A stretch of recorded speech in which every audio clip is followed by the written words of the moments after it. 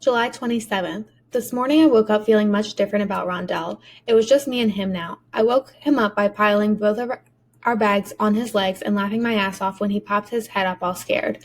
When he saw it was just me, he laughed too. We pulled out the leather petty cash envelope and counted the money we had left. It came to $482. We decided we should still go to Mexico, and I said we'd just pay for a bus to take us down to the border. Then we could cross over and live off what was left until we got jobs at some resort place, like the one Mom told us about. We looked in a phone book for where a major bus station was and found a Greyhound on Long Beach Boulevard. We went in a gas station and got directions and started walking east like the guy told us along the busy street. It was pretty trippy, by the way, being on city streets again after you've spent so much time walking on the beach. It's mad stressful, actually. The constant sound of traffic going and people blowing their car horns and sirens blaring. I decided it was a better life when you're away from all that stuff, when you're hearing waves instead of cars, smelling the salty ocean and seaweed instead of bus exhaust, when you're sleeping on the sand. We went past this one section where a guy was digging up the street with a jackhammer. I started thinking how Mexico was exactly where me and Rondell should go. Mong had it right all along, even if it was just something he was making up to get us out of the lighthouse with him. A resort place on the beach where we could live simple, cook fish Rondell caught, and meet pretty girls. Never again worrying about cop cars coming up over the hill or policemen walking into the store you're at. I actually got so hyped thinking about it, I yelled out to Rondell, "Yo, let's get our asses to Mexico, boy." It took him 3 times to hear me over the jackhammer, but when he finally did, he yelled back, "I'm gonna be a fisherman."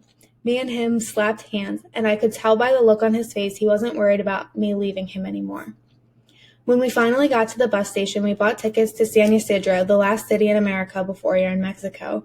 We had a little time to kill before our bus left, so I dragged Rondell with me to another payphone, pulled out the leather petty cash envelope, and dialed the phone number on the front. "Hello," Jaden said. "We aren't dead." There was a short pause. "Miguel?" "Yeah, and Rondell. Mong isn't with us no more."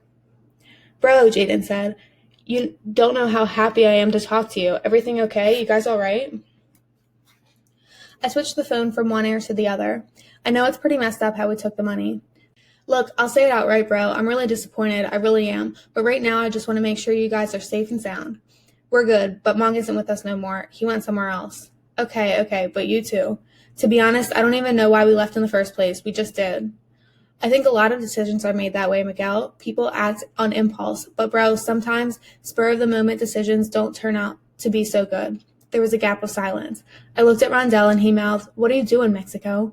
"Don't trip," I mouthed back. It wasn't like I was going to talk to Jaden forever. I just wanted to reach out real quick to see what he said. "Miguel," Jaden said, "I want to ask you something." "Do you surf?" I said. "Wait, what?" He paused for a sec and then said, "Yeah, I surf, or at least I used to when I was a kid. Why, bro?" "Me and Rondell were watching these guys surf yesterday. Do you think Mexican people surf?" "Absolutely, bro. I knew a guy growing up, Jesse Avila. He was probably the best in our group, actually." I pictured myself out there in Venice on a board, dropping to my stomach when the wave was coming. "Only one guy takes a wave at a time," I said into the phone. "Look, Miguel," Jaden said, "what's your plan from here? What's past is past, okay? But what you guys do now... Anyways, I just wanted to tell you we're still alive." "Good, I'm happy, bro, but listen." I hung up the phone and turned to Rondell. "Why are you calling there, Mexico?" I shrugged. "I don't even know." Rondell didn't say anything else, and neither did I. We walked back to the bus station waiting room and sat in a couple plastic chairs, slipped our bags underneath us.